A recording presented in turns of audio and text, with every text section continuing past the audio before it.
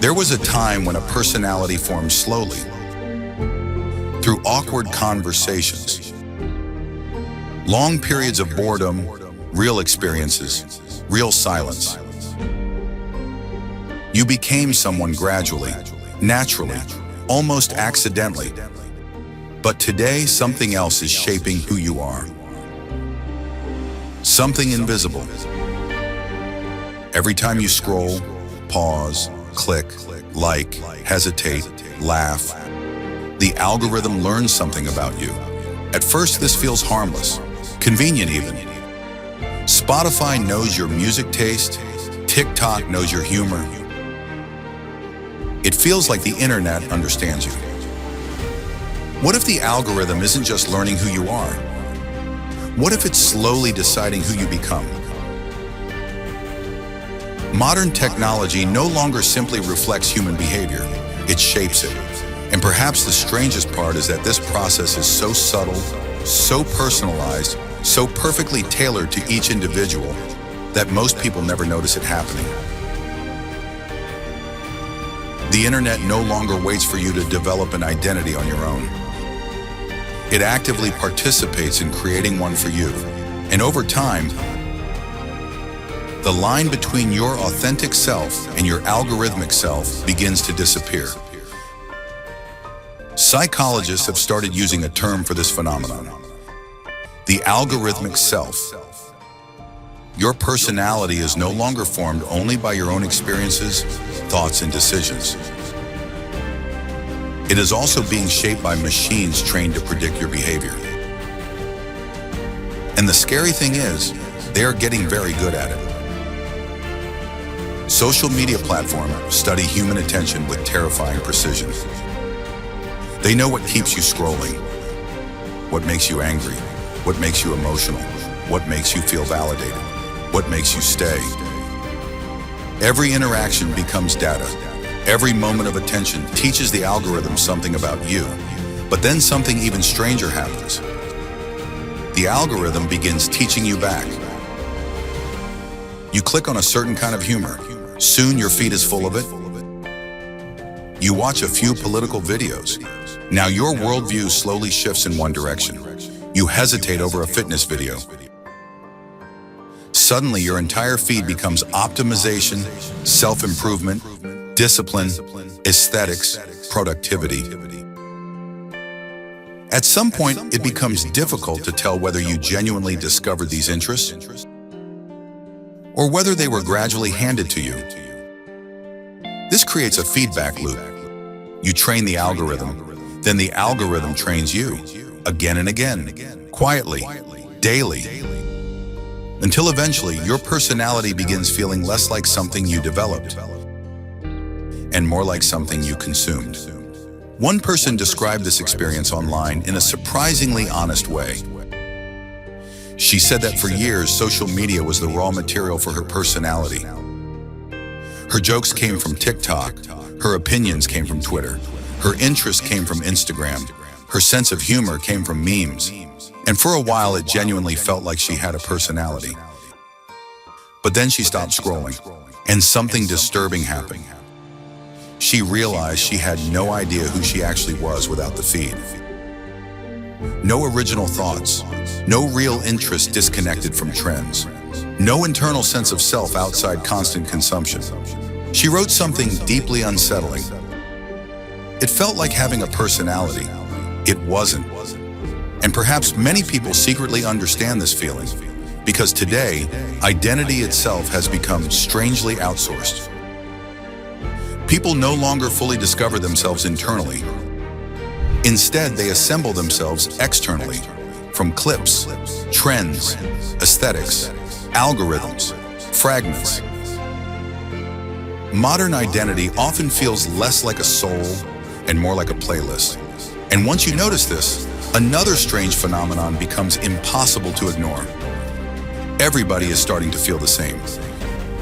The same jokes, the same slang, the same opinions, the same outrage, the same aesthetics, the same personalities repeated endlessly across millions of people.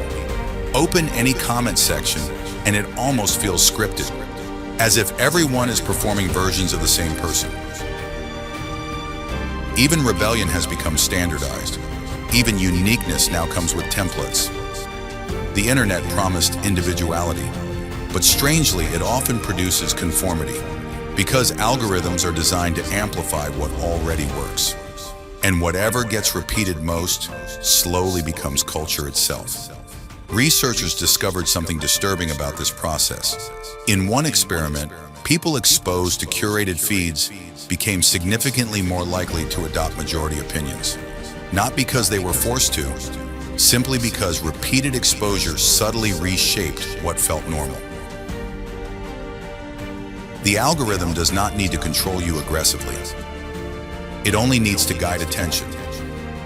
Because attention eventually becomes belief, and belief eventually becomes identity. The scary thing about algorithmic influence is not that it controls people like robots. It's that it slowly changes what feels natural, desirable, interesting, attractive, funny, acceptable, or true. And most of this happens beneath conscious awareness. You think you're choosing, but often you're choosing from options already selected for you. Behavioral economists call this choice compression. When algorithms narrow possibilities down to a few highly optimized options, most people simply pick from those. Over time, curiosity weakens, exploration weakens, originality weakens. The machine learns what keeps humans comfortable and feeds them more of the same, again and again and again, until people begin living inside psychological mirrors. And maybe this explains why so many people feel strangely empty online. The internet gives endless stimulation, but very little substance, endless identity performance, but very little self-understanding. Many people now experience themselves primarily through feedback, likes, views, shares, comments, recommendations. The algorithm becomes a kind of invisible social authority, a mirror constantly telling people who they are worth being. And when that mirror stops validating them, their sense of self begins collapsing too.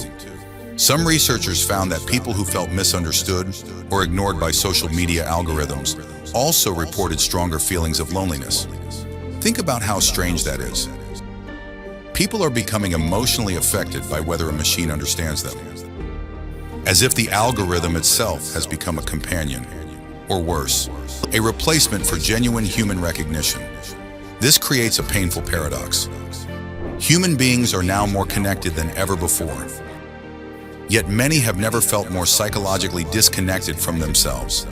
And perhaps the deepest problem is this: when your personality is constantly shaped by external stimulation, silence becomes uncomfortable. Boredom becomes unbearable. Stillness begins to feel almost threatening. Because in silence, there is no algorithm telling you what to think about, no feed telling you what matters, no trend telling you who to become, just you. And many people no longer know who that is. Maybe that is why modern life feels so strangely unreal sometimes. People speak in recycled phrases, react with recycled emotions, perform recycled identities.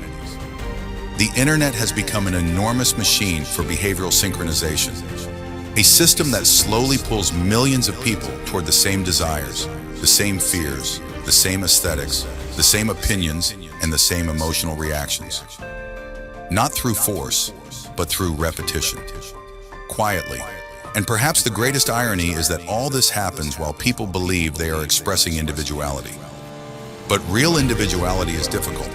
It requires reflection, solitude, independent thought, direct experience, the ability to sit alone long enough to hear your own mind before the world speaks for it. And today, very few people ever reach that silence. Because the algorithm arrives first, before boredom, before reflection, before identity fully forms. It offers a ready-made self, faster, cleaner, more optimized, more socially rewarded. But maybe a personality built entirely from algorithms will always feel slightly hollow.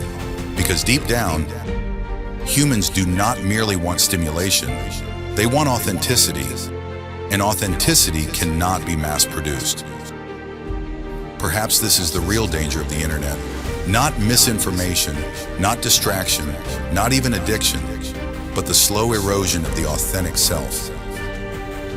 The gradual replacement of human becoming with algorithmic prediction. And maybe the most rebellious thing a person can do today is develop a self the algorithm cannot predict.